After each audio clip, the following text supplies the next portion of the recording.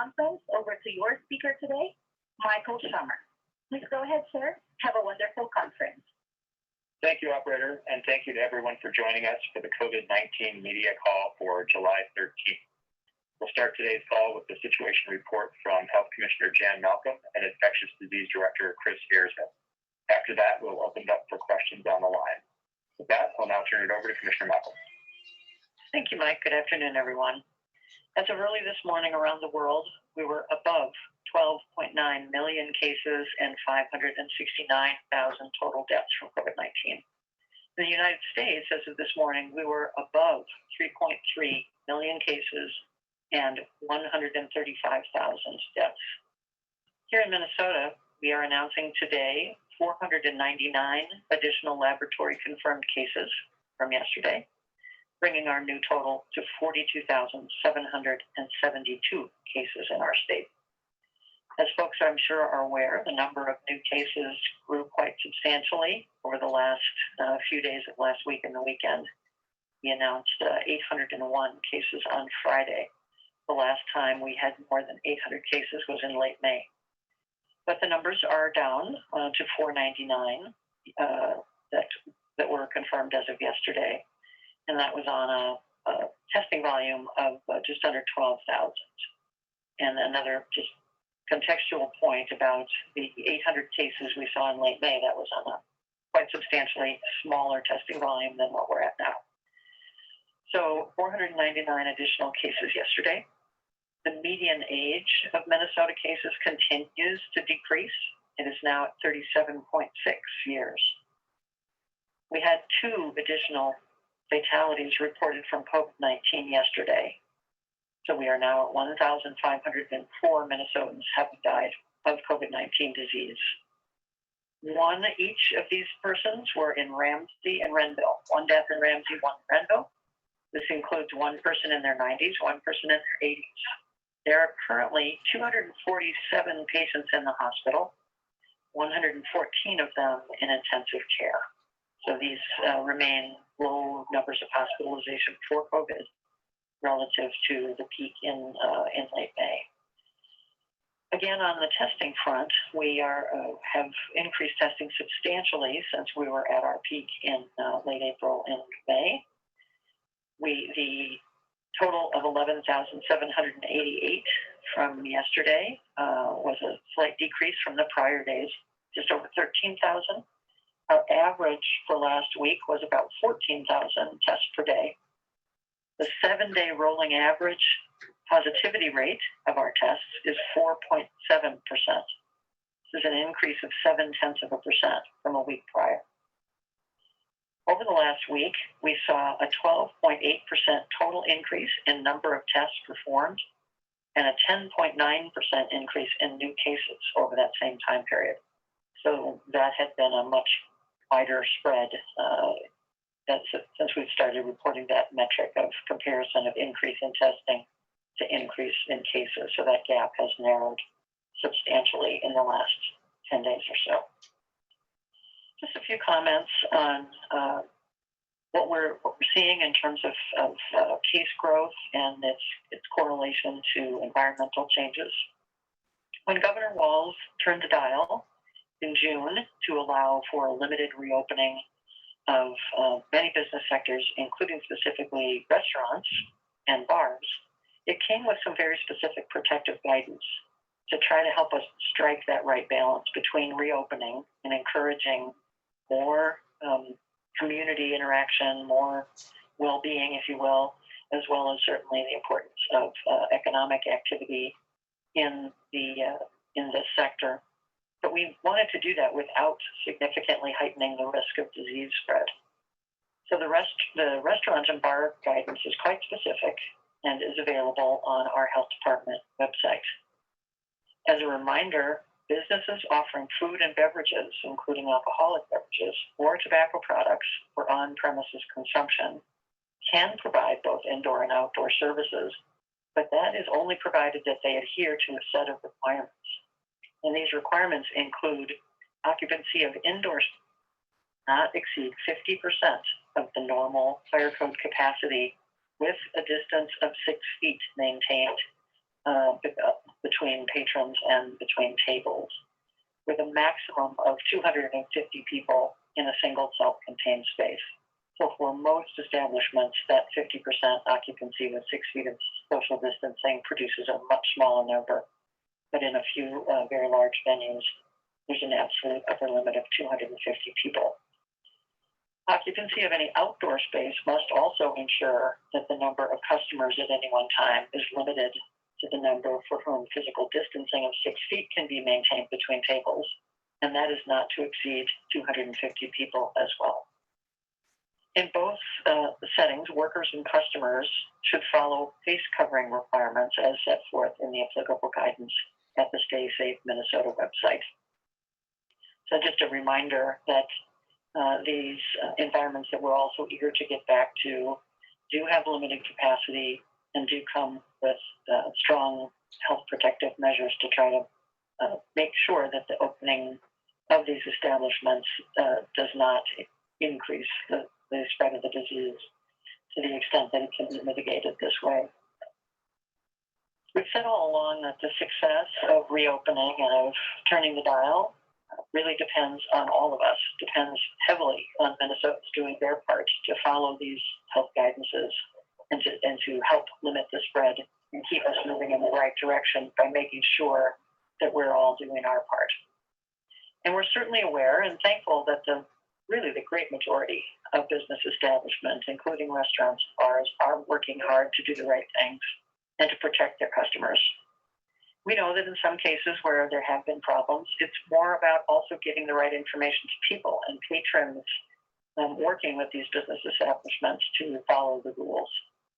The bottom line is we need businesses to follow these guidelines and patrons to respect that there are guidelines businesses are trying to follow.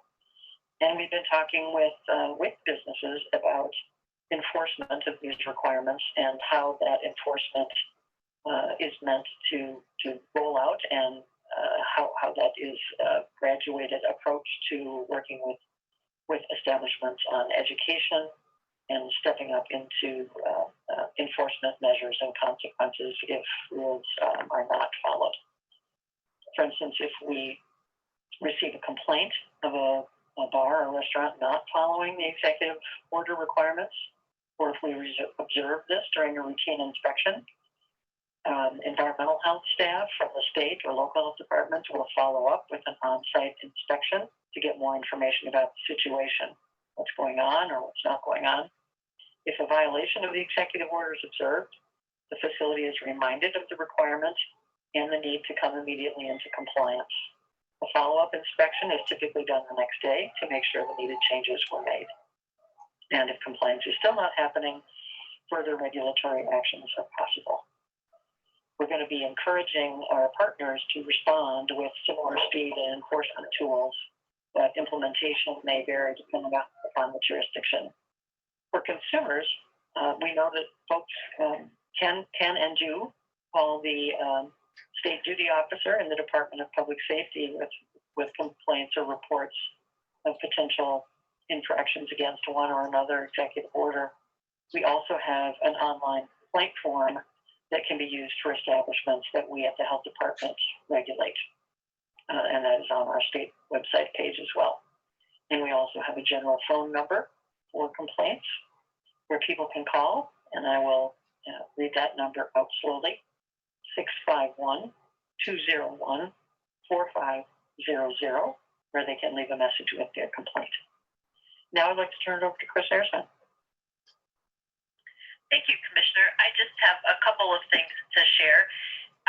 We continue to evaluate the scientific data and look at what new studies are coming out related to COVID. And there, just in the last week, there's studies that suggest that, as we've talked about, an individual's infectiousness may peak in the pre-symptomatic period. So we've talked about the fact that, we're looking at who someone may have exposed in those 2 days prior to the onset of their symptoms. And so with, additional data that highlights the role that period in a person's illness plays, we want to continue to reinforce the importance of social distancing and masking, because people may be at their peak of infectiousness at a time when they're not even aware that they have symptoms. And another recent study looked at the value of social distancing, and again identified that in situations in which people social distance, the risk of transmission was much less. So in addition to what the commissioner shared, I just wanted to reinforce those two bits of guidance that we're encouraging people to participate in, and to say that the literature continues to have data to support the value of those things. And with that, I'll turn it over to Mike Schomer. Thank you, Chris. Operator, I think we're ready to take questions. All right. So just a reminder, if you would like to ask a question, press star and then the number 1 on your telephone keypad. We will pause momentarily to compile the Q&A roster.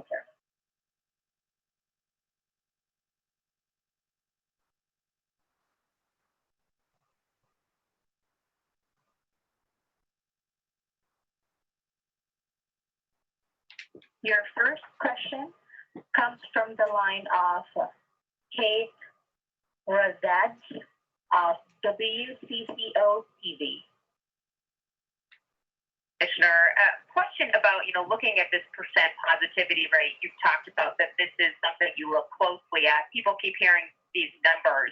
Can you talk about how you use that in terms of making decisions of what can open up, or at what point you would look at dialing back?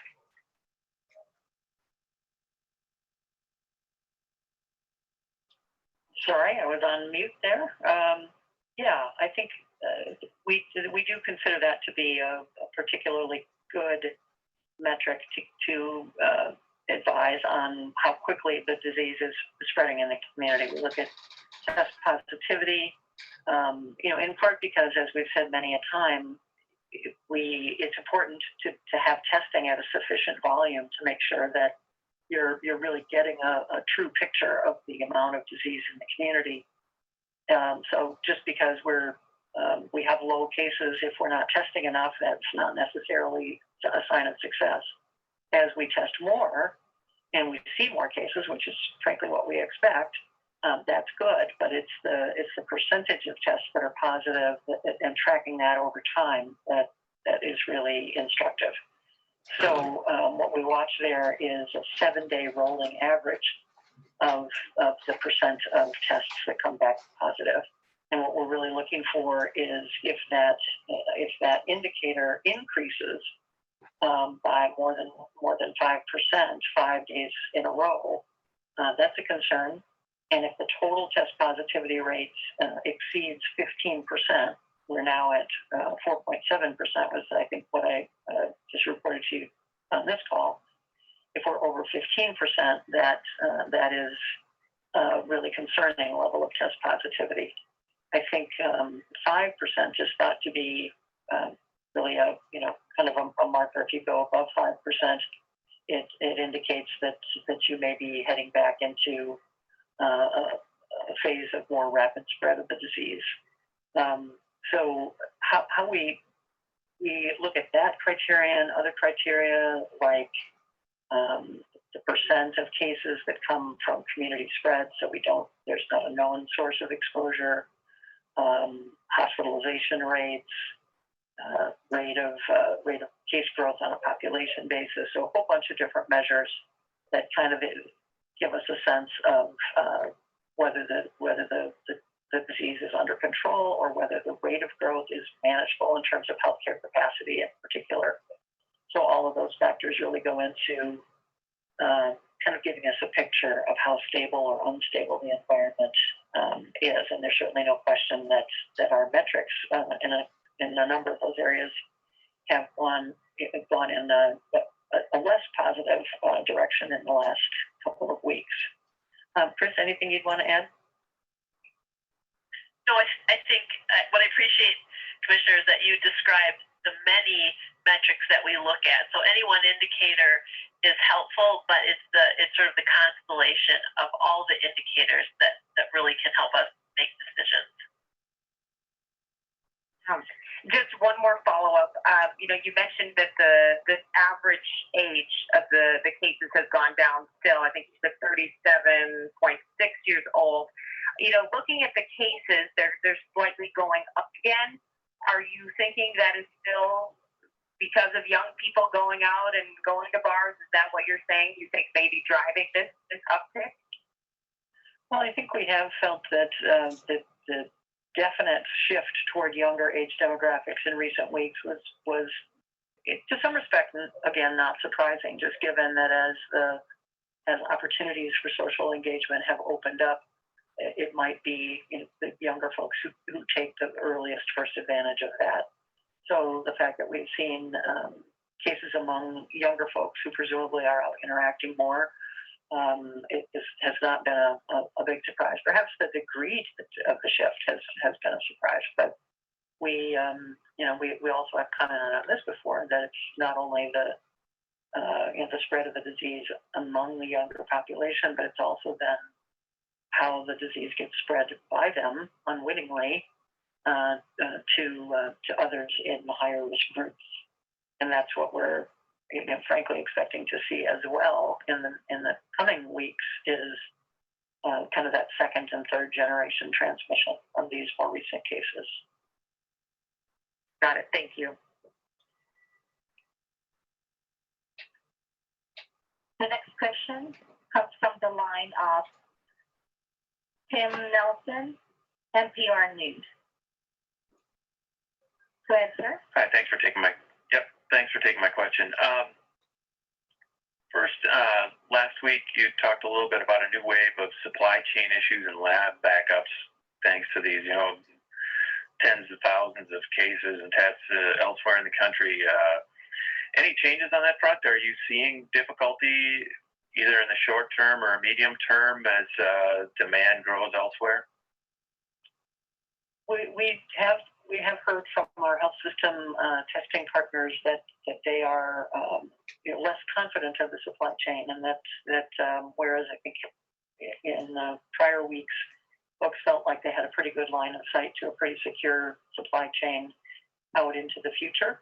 Now I think there have been some shortages already reported, but I think it's also just sort of the overall awareness that the global supply chain does remain vulnerable to these large demand spikes that we're seeing, and that comes in the form of the chemicals, the reagents that are needed to run the test, as well as physical equipment like the tiny little pipettes that are used particularly in the automated lab processing machines that allow some of the more high throughput labs to run many thousands of tests a day.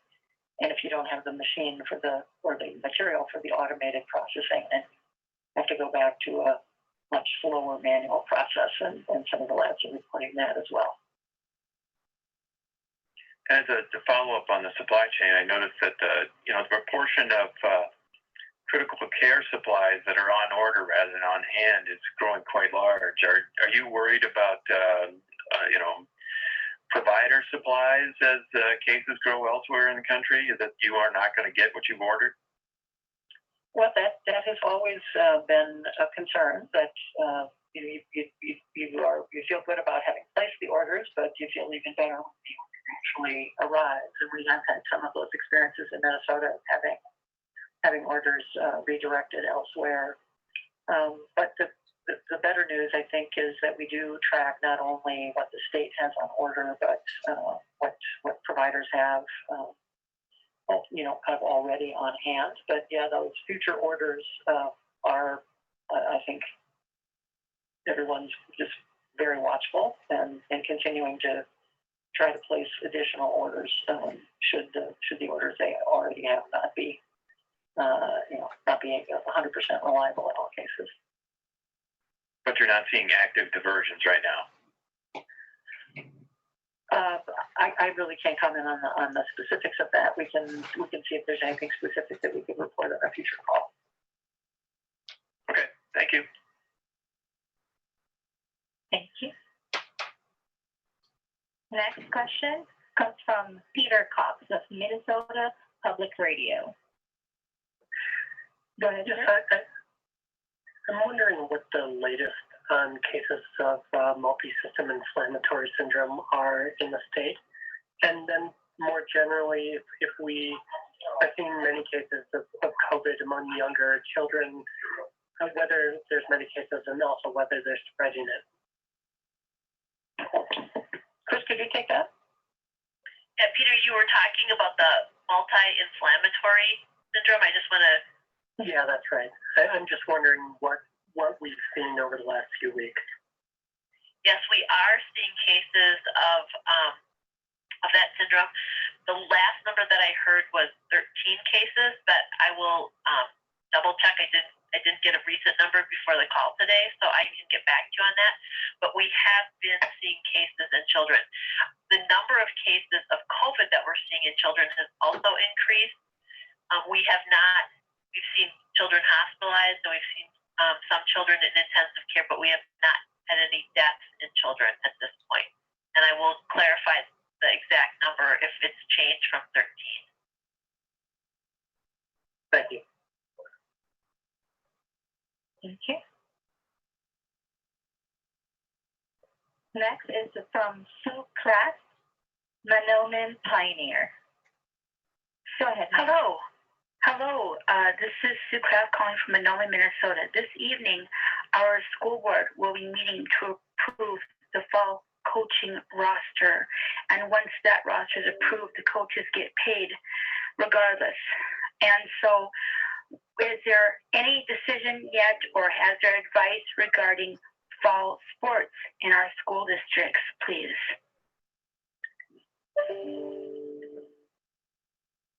Chris, I don't know if you have any line of sight into any changes that have been made in the sports guidance. I'm not aware that anything has been updated for the last several weeks that kind of distinguishes between kind of the level of contact risk in sports and being some guidance around that. There hasn't been a change. We did put out guidance in late or mid to late June about sports for youth, and our guidance, really also made reference to some of the national guidance that's available, and it distinguishes different sports by the risk for that sport, potential for transmission risk in that sport.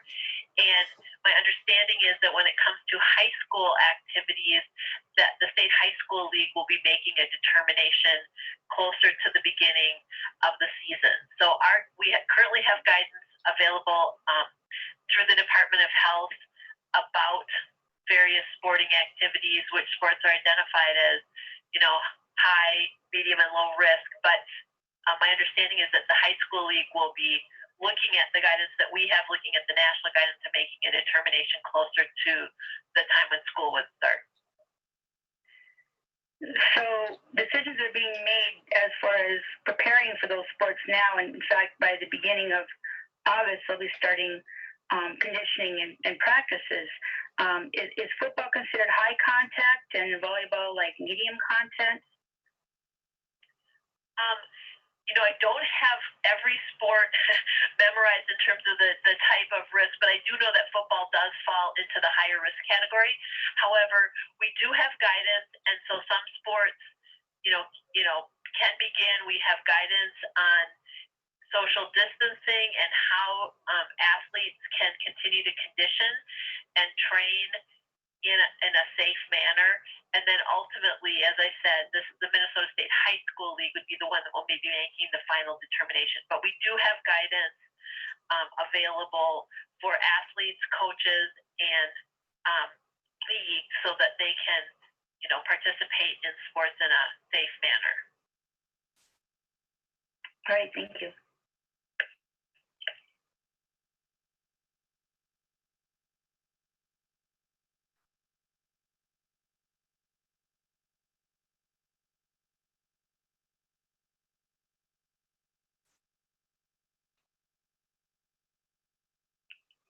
Our next question comes from the line of Heather Brown of WCCO. Go ahead, ma'am.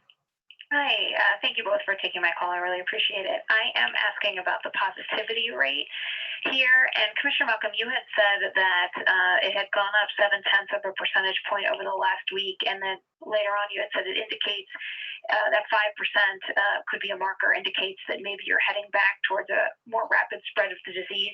Are you worried about that rise in the positivity rate after seeing, how quickly that rate went up in Florida and Arizona? Yeah, certainly what's happening in other states is of concern to all of us in public health, and we're trying to glean every lesson we can from what do we know about the circumstances in that state. We believe that we've taken a pretty measured approach to reopening in phases and stages, and we're not as wide open as some of the states that are having the more significant outbreaks. So we definitely are mindful of the speed with which those trajectories can change. So we are tracking all of these indicators very, very carefully.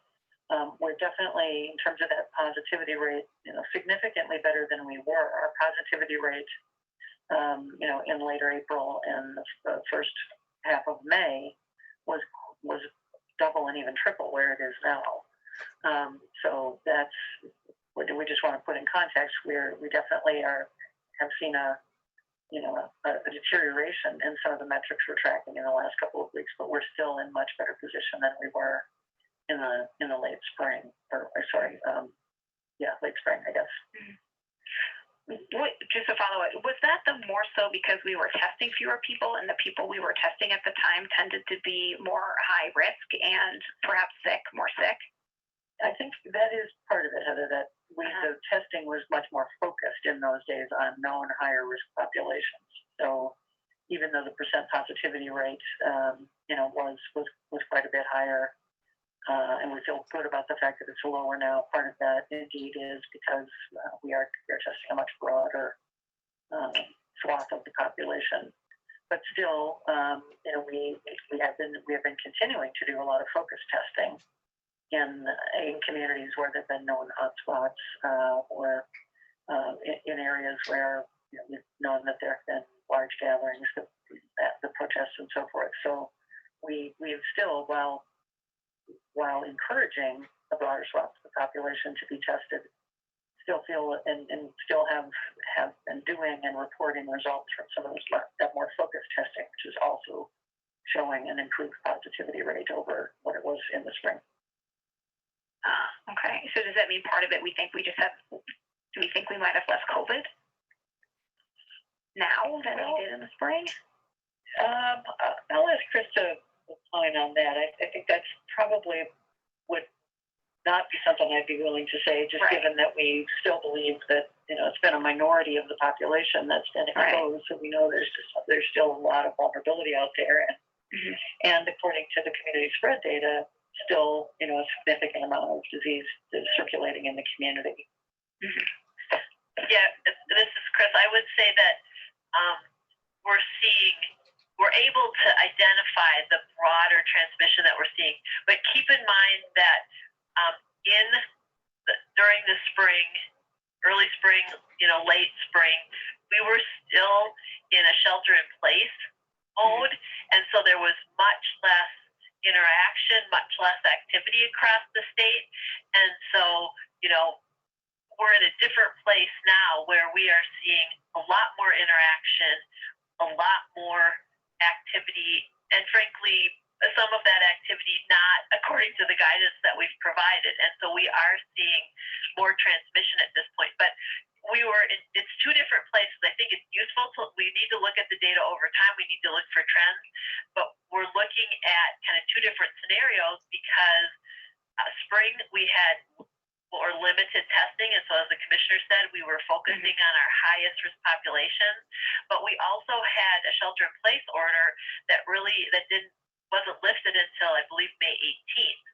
So we're looking at the same populations, but two different situations, and we're definitely aware of and monitoring the increased transmission that we're currently seeing. Great. Thank you.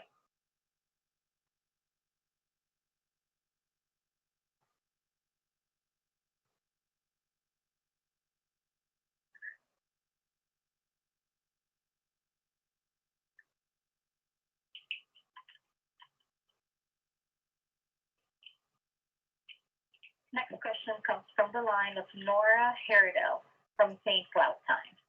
Go ahead, ma'am. Hi, thanks so much for taking my question. You kind of mentioned that you've got an eye on other states. The rates in Florida are particularly concerning. I wonder if you all are talking about ways to mitigate spread from other parts of the U.S. Is there anything that the state can do to do that? Well, I think as we've said in the past, it'd be really very difficult to, I think as Chris has said, put a bell jar over the entire state, much as we might like to do that sometimes. So as a practical matter, we know that there will be spillover effect from those other states to what's happening in Minnesota. Some states have, as you're probably aware, imposed quarantine restrictions on people traveling to their state from some of the known hotspots around the country. We've not closely evaluated that option here. We could. That's one of the things we could look at in the future if we felt it necessary. But we're again just kind of keeping a close eye on what others are doing and what impact the actions that they're taking have either on helping to control the spread, or if they're trying things that don't seem to be having much of an impact. Okay, and forgive me if you've addressed this before. I've been hearing from political candidates and folks in the community calling for herd immunity. I'm sure you've heard this concept that people think we all just need to be exposed and gain some level of herd immunity. Can you address that? Well, that is something that that we hear too, and sort of understand the theoretical appeal of that, I guess, but that comes at an awfully high cost in terms of an awful lot of illness, a lot of exposure of very vulnerable populations, and ultimately a very real potential of overrunning healthcare capability to provide care to the subset of the people who get very serious disease. And so kind of willfully kind of looking to accelerate the spread has got some awfully negative consequences in our mind. So Chris has probably got a much more scientific answer than that. Feel free to chime in, Chris. No, but I'll just remind people that herd immunity is the concept that as more and more people in the population have immunity, it reduces the chance that you're going to see spread. So in a way, it protects everyone. And the way that you get herd immunity is either because people have had the disease and develop immunity, or because of a vaccine. So ultimately, we will want to have high levels of herd immunity when a vaccine becomes available. But as the commissioner said, if we're looking at increasing disease spread to get our herd immunity up there, it does have high risk. The goal of herd immunity is to make sure that you have a high enough level of immunity in your population to protect those people who are vulnerable, who cannot be vaccinated, who cannot be protected.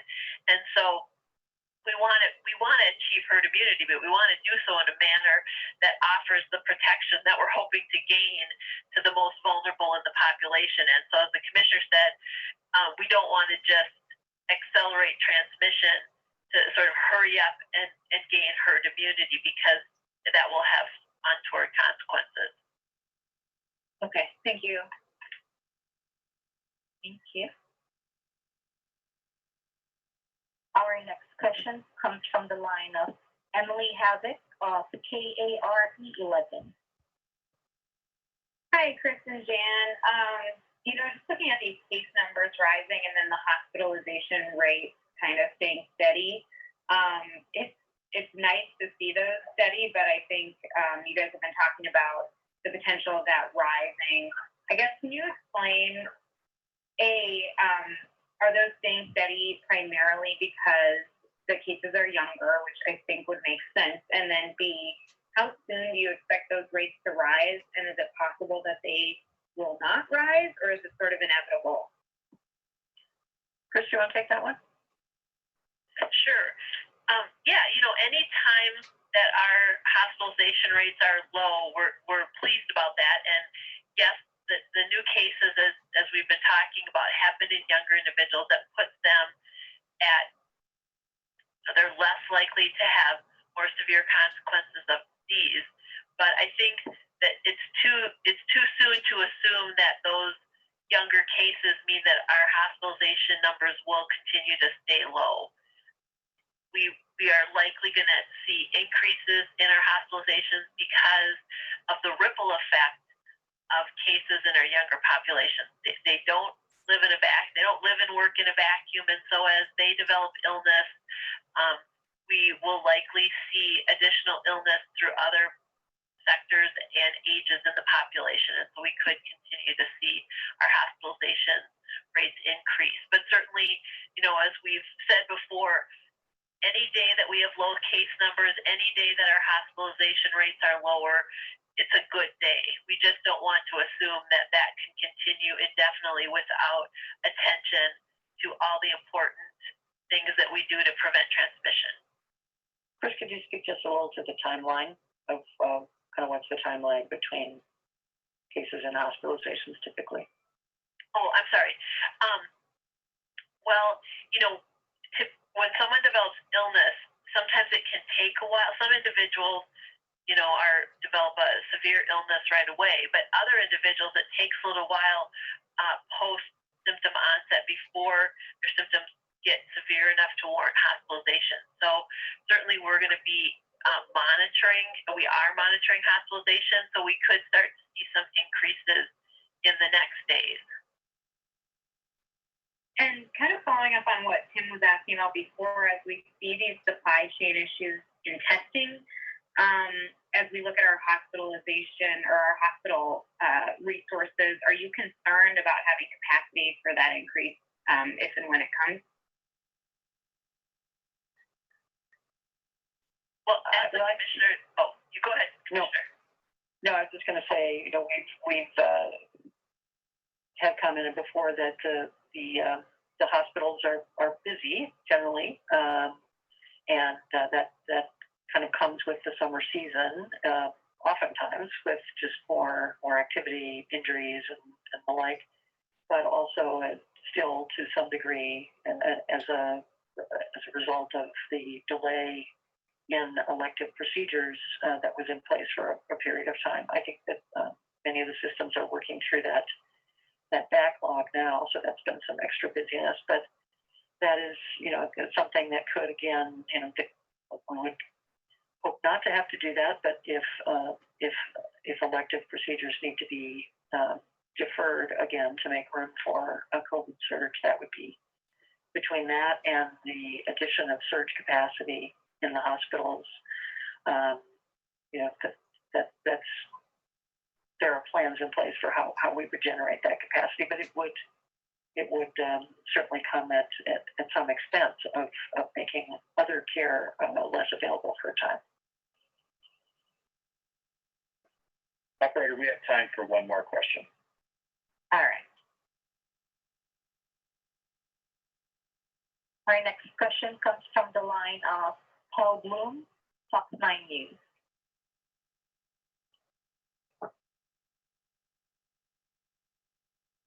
Thank you for taking the call. Hopefully you guys can hear me okay. Two things to wrap up then today. One is where MDH's official policy on sort of getting into the ear of the governor right now on a potential statewide mask mandate. And secondly, profiling a couple today who are in isolation at the minute, both COVID-19 positive. I asked about contact tracing and what kind of how intense it was. You spoke about sort of the symptoms, the 2-day window where the symptoms may not be fully visible, but may have had contact with people. They mentioned not having any contact at all with Department of Health officials. I just didn't know what the numbers, where they are now, and the number of positive patients, if the contact tracing isn't quite as robust as it might be, or is that still full speed ahead and maybe just an anecdotalness of a couple of positive patients? Thank you. I'll start with the positive patients, and then Jan, I'll let you handle the policy question. Does that sound fair? Sure. So what I'm thinking is a couple of things is oftentimes people will get their results from their healthcare provider, and then it takes a day or so before those results get to us, and then we take a day, to be able to reach out to someone. So it's entirely possible that they, were contacted by their healthcare provider and hadn't heard from us. Just simply the timing between when we get the results and when the healthcare provider gets the results. We are not having any problems with backlog, so I'm guessing that's likely what happened. And with that, I'll turn it over to the commissioner. Yeah. So back to the mask question. I think, as we said on prior calls, the governor's been really interested in understanding the added value that a statewide mandate might bring. He's been really clear that the goal is for everybody in Minnesota to just adopt this as a best practice and a habit that we understand the value of. But he has asked us to look at data on where mandates appear to have had a measurable impact. So we've been pulling that together and have shared that with him. So he's certainly very well aware of the literature and the positive benefits of a mandate, and just has been kind of just trying to think through how that might be best done. He's commented on that in some of his press interactions in the last couple of days. So it's certainly not the only issue we've been talking about in recent days, but there's been a lot of conversation about that. I know he's really looking at all the data from all the angles.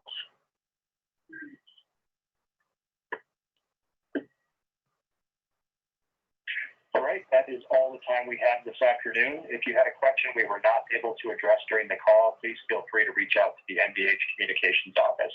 Have a good day, and we'll be back again with you Wednesday. You were just watching state health officials give their daily update on COVID-19. We'll have much more coming up on WC.